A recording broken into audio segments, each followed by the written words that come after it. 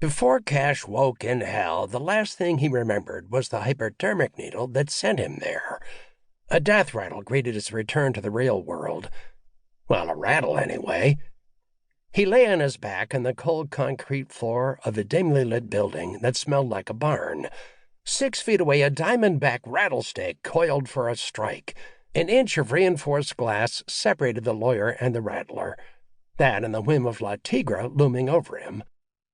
Cash catalogued the damage through his reflection in the glass. A black eye and a busted lip, 3 days of stubble, brown hair, a matted mess. But on the bright side, still boyishly handsome for his mid-40s. From Cash's vantage, La Tigra looked 10 feet tall, roughly twice her true height. This was his first brush with her in the flesh, though he'd seen plenty of photos. For 2 decades, she had made the FBI's most wanted list. Ditto for the DEA and ICE. An incredible run for a cartel kingpin, unprecedented for a queenpin. Had he not known her true age, he would have undershot by a decade and pegged her as late 30s or early 40s, based on her hard body and mocha complexion. Her only visible ding, a tiny white scar, bisected her upper lip. The curl of a cruel smile swallowed the scar.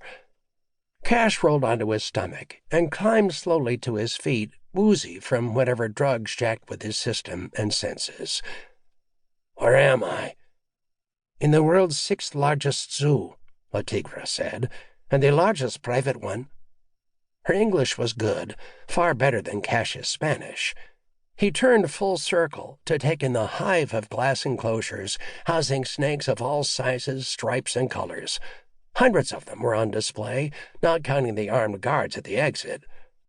"I began your tour with the reptiles," La Tigra said, "where you should feel most at home." His full-body shiver said otherwise. It wasn't the first time he'd been called a snake, or compared to one. Nor did it calm his nerves when a miniature crane whirred into action, remotely controlled by an acne-scarred soldier who looked all of 17.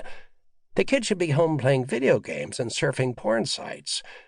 The crane lifted a cage containing a hyperactive white mouse and swung the cage up and over the rattler's terrarium. The mouse froze. The floor of the cage opened, and dinner fell into the snake's lair. Cash turned away from the sacrifice. La Tigra didn't. "Your last stop will be my pride and joy." Cash shuddered. Last stop sounded ominous. 2 guards dragged him outside the reptile building and into the merciless heat. It took seconds for his eyes to adjust to daylight. The natural habitat preserve extended in all directions, far as the eye could see,